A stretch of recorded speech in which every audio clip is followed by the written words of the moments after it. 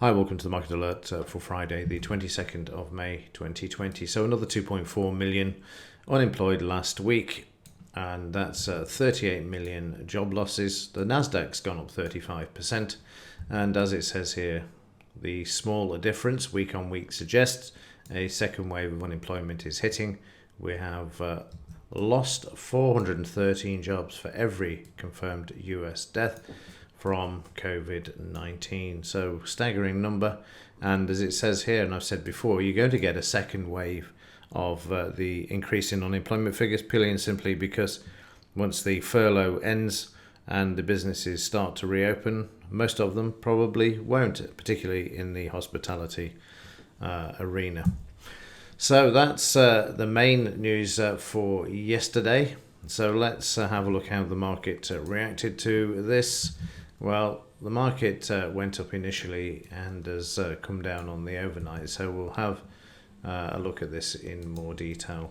So yesterday, the market driving through the 200 MA and the DP level, you see prices retrace, and then they continued on higher in the first part of the session, then ran out of steam, and then just went into free fall all the way back to where the market had been trading in the pre-market session, which you can see over here. So the market then finding support and attempting to get back above the 200 MA, the DP level, and you can see from here to here would be about a 70% retracement, double top here, and this creating a triple top in this area before the market retraces 78% from this low to here, and then just trading sideways into the end of the trading session there. So just going back to the daily chart, I'm just going to move this over so we can look at it a bit closer. There's a lot of weakness around in the stock market at the moment, so what I would be inclined to do is certainly to look at this low to this high to get an idea of where the markets could come back to. I'd also be inclined to use this low here as well up to this high, and keep an eye on these areas as the market moves lower. That's if it does move lower. Obviously they're doing their best to try and keep this market moving to the upside, but that's where I would be looking for today. Let's have a look, see what news we've got to try and move the market to the upside. We've only got retail sales, that's the UK, that's out at 7 a.m. and then the European Union monetary policy meeting accounts, that's out at 12:30. So the market's going to have to make its own direction from 2:30 today. Let's have a look at a few other things. We've got the implied volatility down at 27. Again, there's sufficient froth come out of the pricing of the options now to actually move the market to the downside there as well. And what else have we got? This is the graph of the US jobless claims. So there you can see in detail. We do have a decline there, but like I say, expect this to start moving up as the economy reopens in full. And finally, the Fed's balance sheet. This has risen above 7 trillion in bond ETF holdings have hit 1.8 billion. So prior to the pandemic, the Fed wasn't buying ETFs, exchange traded contracts. It's now doing so and has managed to already pick up 1.8 billion.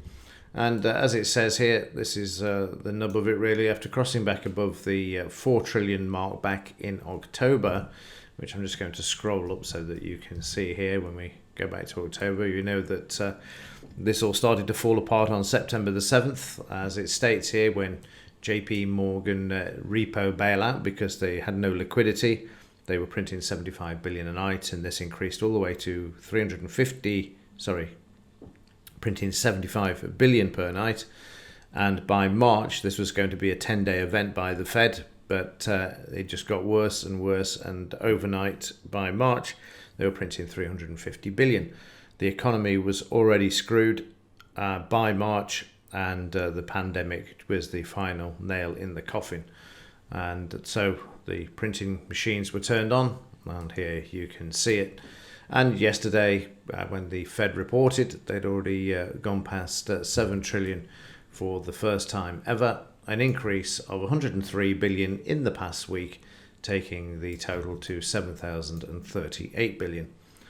Putting the increase in context, the Fed's balance sheet hit 6 trillion on April the 2nd. It's now the 22nd of May.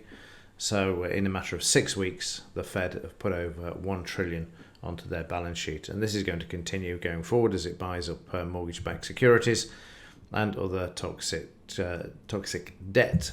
The increase was mostly results, as we see here, a 79 billion increase in settled mortgage-backed securities purchase, as well as 32 billion in treasury purchases as well, while there was no change in the Fed's holding in its commercial paper facility.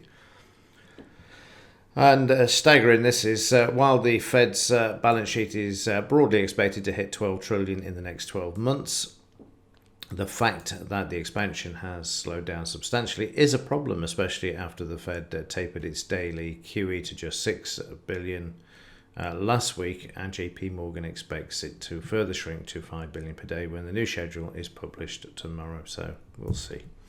So there you go. The balance sheet continues. I thought 10 trillion was excessive in the calculations that I'd done, but it looks like by April of next year we'll be sitting on 12 trillion of assets on the balance sheet. And considering that in 2008, before the Great Recession, as it's now being called, when we had the toxic mortgages, and they printed 890 billion, something like that, just under a trillion, you can see where this ends. It ends badly. Okay, that's it for this one. As ever, thanks for watching. See you in the next one.